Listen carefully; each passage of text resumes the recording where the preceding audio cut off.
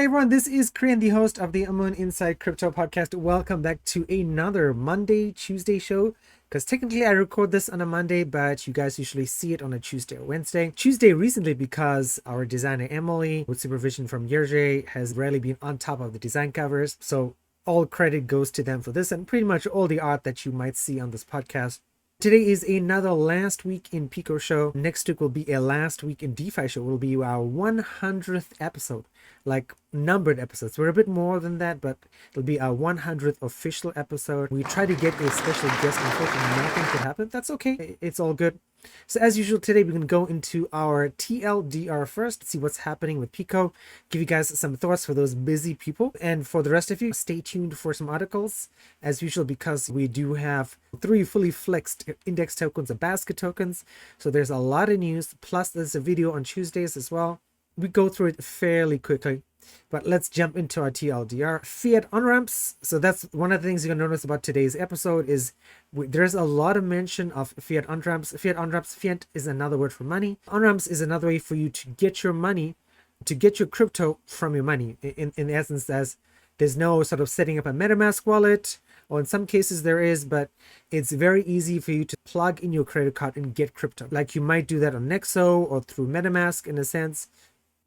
It just makes it easier for people who are not in the crypto system to buy their crypto. And you'll see that with a few stories today. The other thing is Launchpads. I'm a big fan of our launch partner, StarLaunch. They really helped us in a big way for our Soli token. I'm huge fans of theirs, but loads of Launchpads have had issues of late just because the market has just gone downhill.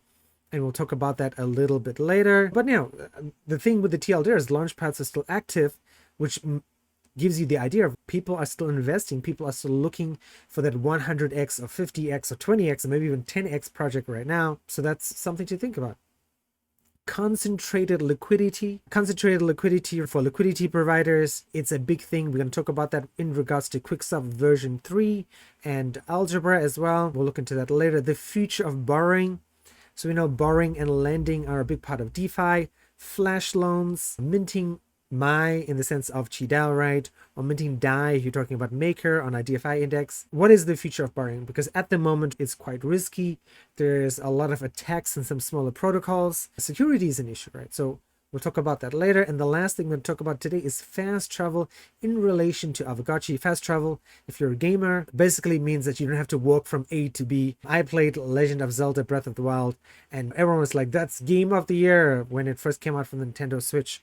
But it's so boring, like running from place to place. It's just, no, can't do it.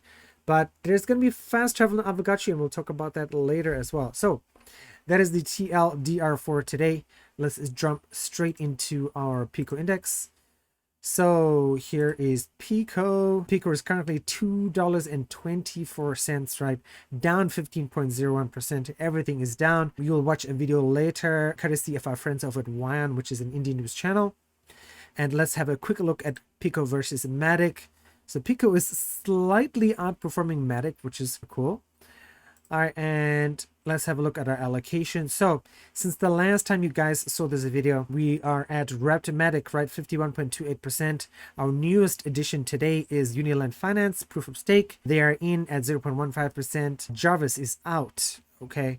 And then the next thing we are going to talk about is Polygon's DeFi Llama. Okay, so Polygon's current value is 1.33 billion. It is down 4.51% in the last 24 hours.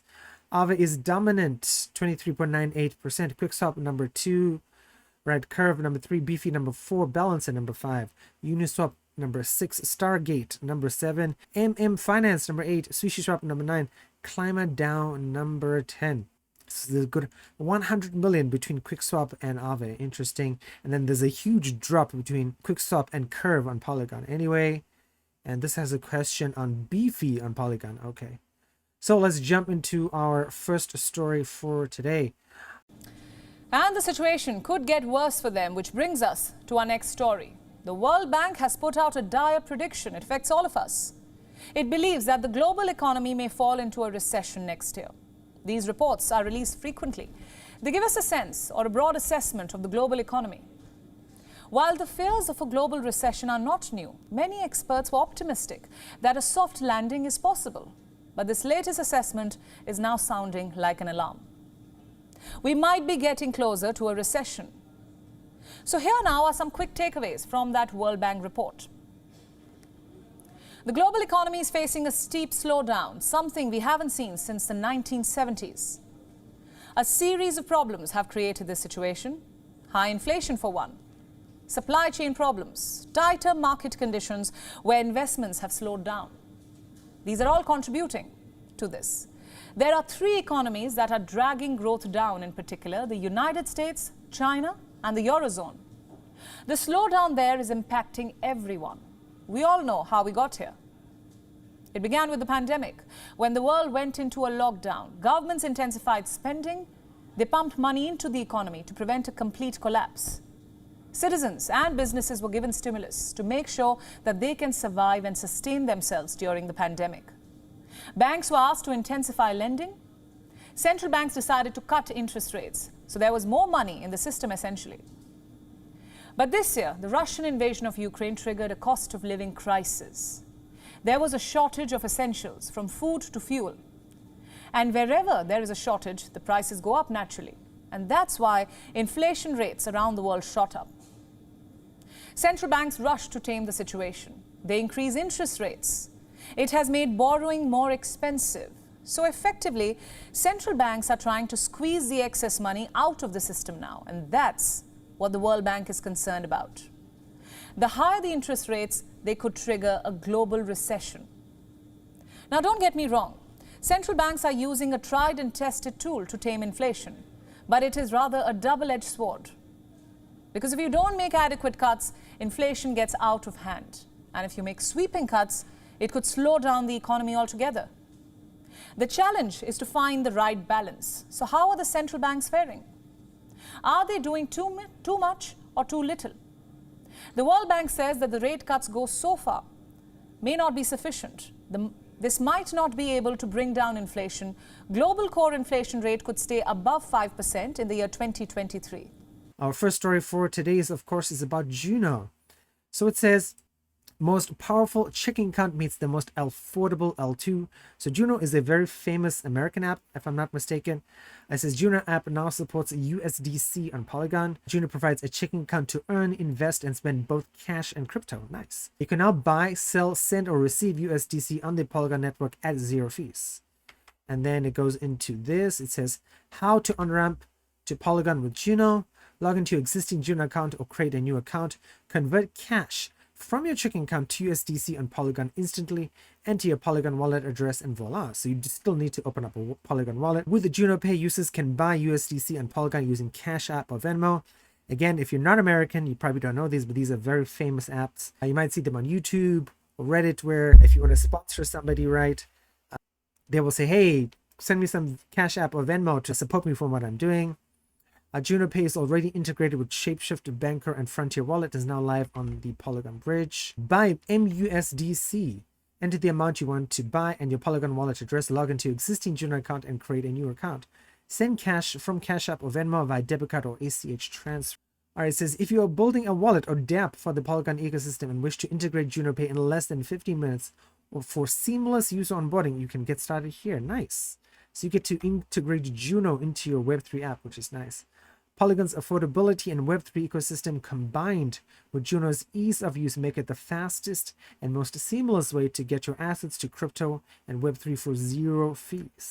All right, that is Polygon's news. It is pretty interesting and good for Polygon, good for Juno as well. We definitely need more Fiat on-ramps, as we talked about in the TLDR. Let's jump onto the Gotchiverse. So it says epic Gotchiverse art releases to deliver 3 amazing new features from September 17th, 2 days ago. Having successfully developed advanced Alchemica harvesting machinery, the Gotchis now found themselves with a surplus of Alchemica and leisure time.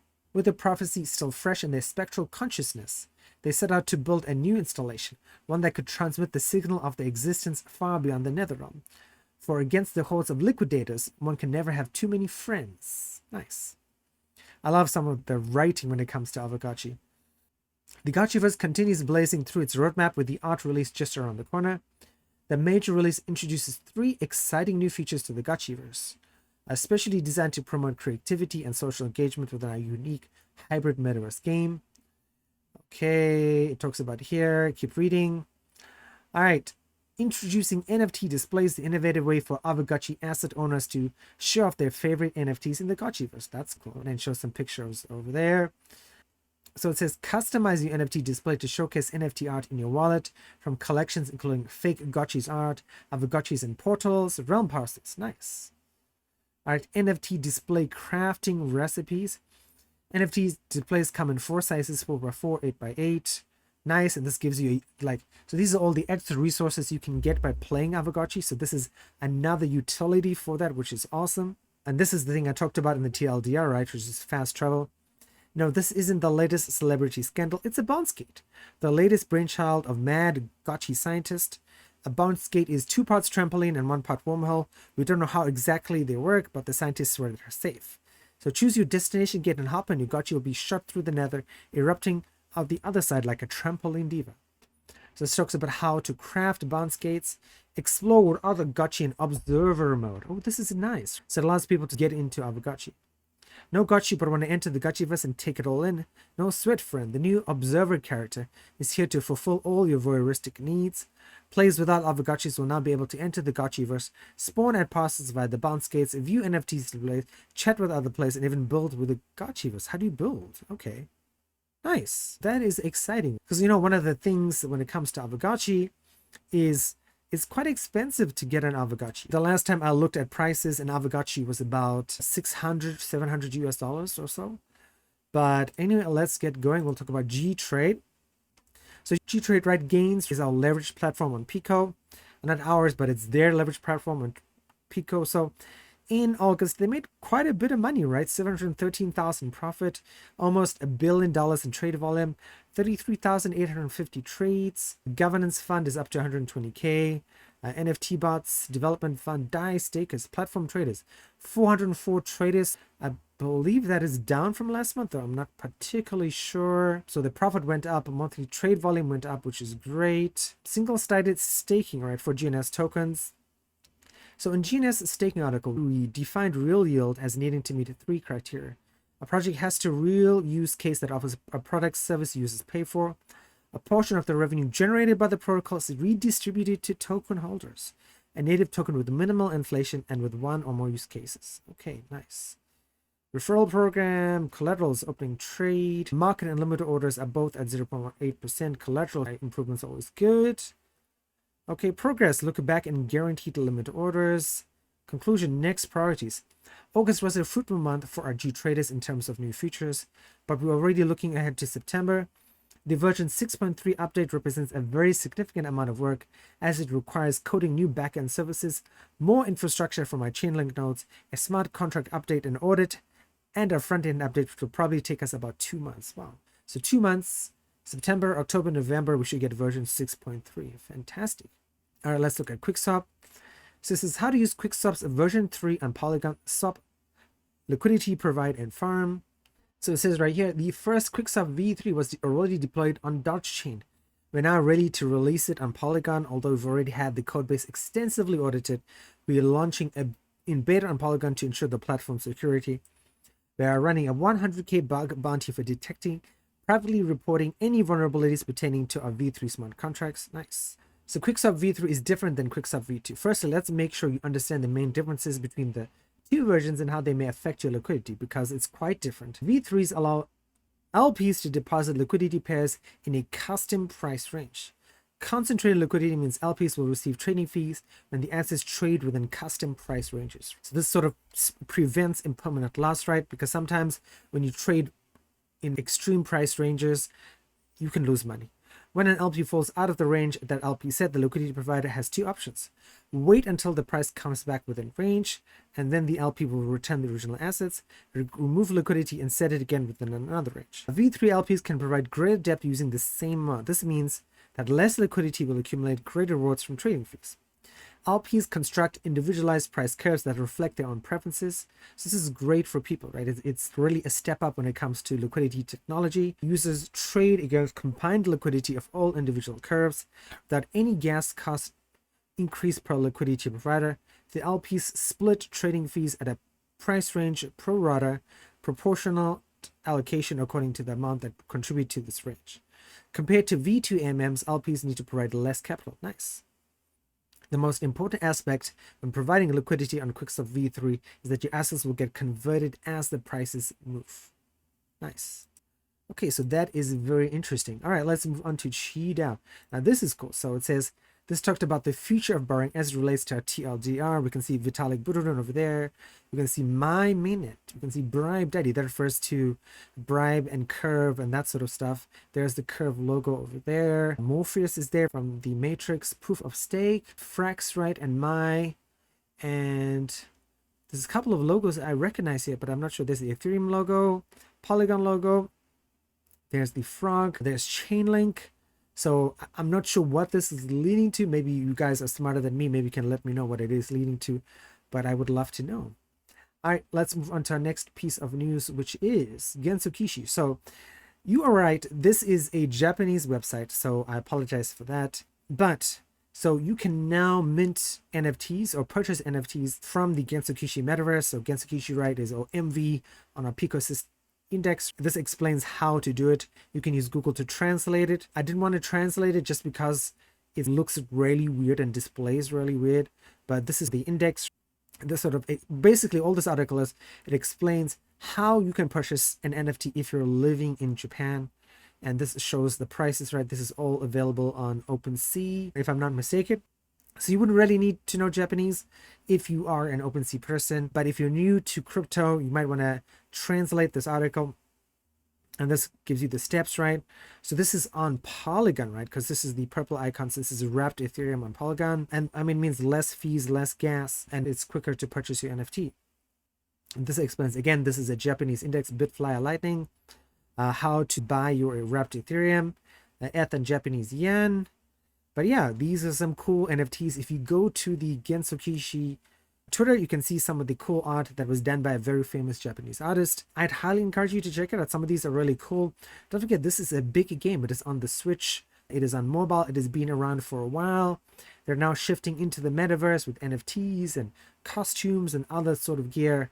But definitely something for you guys to check out if you are interested. Okay, and let's move on to our next story. So as usual, Atlas USV doesn't have a lot going on. I thought we'd check out their single-sided staking. So if you buy USV, you stake it right on Polygon, you get 21.8% interest rate. This explains how the interest rate is calculated. $16 million TVL on Polygon. That's not actually bad. The current index is 1.66. And that's all we have to say about it. I'm hoping USV has more news, but I don't know what is going on with them. One thing I do want to remind you guys is they are partnered with Radio Shack and what Radio Shack is doing with crypto. So maybe Radio Shack just hasn't gotten down to them doing anything. Okay, let's check out Matic news. So this is about Axion. So Axion Launchpad, the future of staking. You can lock your AXN tokens for up to 15 years on the Axion decentralized cryptocurrency network, which promotes a long-term investment, like really long-term. 15 years. I'm going to be 40 this year. So by the time, if I locked my Axion in, by the time I was 55, I'd actually get it back. So it says 15 years of 167 billion. Is that a billion? Yeah, that's billion AXN now staked. So 49% of the AXN that are currently on the market. So that's a huge confidence in the actual ecosystem, right? The cryptocurrency project will get ideal launch partner thanks to Axion's launch system. Only users with stakes over a year are eligible for Axion launch. So you get people really committed to this, right? So I guess if you're launching stuff on Polygon, this is what you would use Axion for. Benefits of the Axion Launchpad: aside from a strong community of long-term holders, Axion offers a plethora of benefits, including a pledge engine, which is a unique funding engine allowing users to pledge and submit funds instantly. A vesting engine, nice. So you can vest your tokens, right? Because you don't want people to get your tokens and then sell them and dump your token and the price dies. So cool. That's really cool for Axion. I'm really impressed. Well, let's go on to our last piece of news. So this is on-ramp with Fiat instantly on Beefy with Binance Connect. Use the new buy crypto button on the top of the Beefy app and go directly to app.beefy.com/onramp to get started. That is really cool. So I wonder how this works, right? So you probably have to log into your Binance on your browser and then click on the Beefy app and then buy stuff with Binance Connect or using Binance and then connecting to Beefy, something along those lines, I would imagine. But that's really cool. Fiat on-ramps are the word of the day. I'm very happy with those. So how are you guys? I hope everything's okay. The market has been pretty bad. Oh my god, I can't believe ETH has dropped so much. There's a lot of macro stuff going on, so definitely watch CNBC. Watch the video at the beginning. They talk about like the economic conditions going on in the world. So don't think of this as cryptos failing, all right? Again, not financial advice.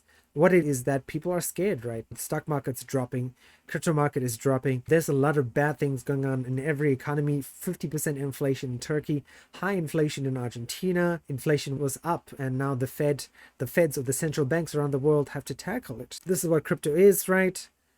So just, you gotta hold on, right? Huddle, as people say. This week, Friday, we have a really cool interview. It is Tom Getty. He used to work at Electronic Arts. He used to work at DraftKings. He was the architect for a lot of that stuff. He's the CMO of Simon Sports. They are launching like a virtual sort of online betting, online playing esports game where games, football games are simulated, and these teams are owned by real people like Tracy McGrady, Magic Johnson. There are a whole bunch of people I don't know because I don't watch a lot of sports anymore. But it's really interesting to see, like, this could be like the next big thing when it comes to NFTs and gaming. I'm excited for it. I'm excited for you guys to listen to it because a lot of interesting things were said. And I hope you guys enjoyed today's PECO episode. I enjoyed making it as usual. Stay tuned for Friday's interview. We also did a Twitter Spaces last Friday. I'm going to be putting that up next week, Friday, after I edit it. And keep an eye out for that, guys. And we will talk to you guys later.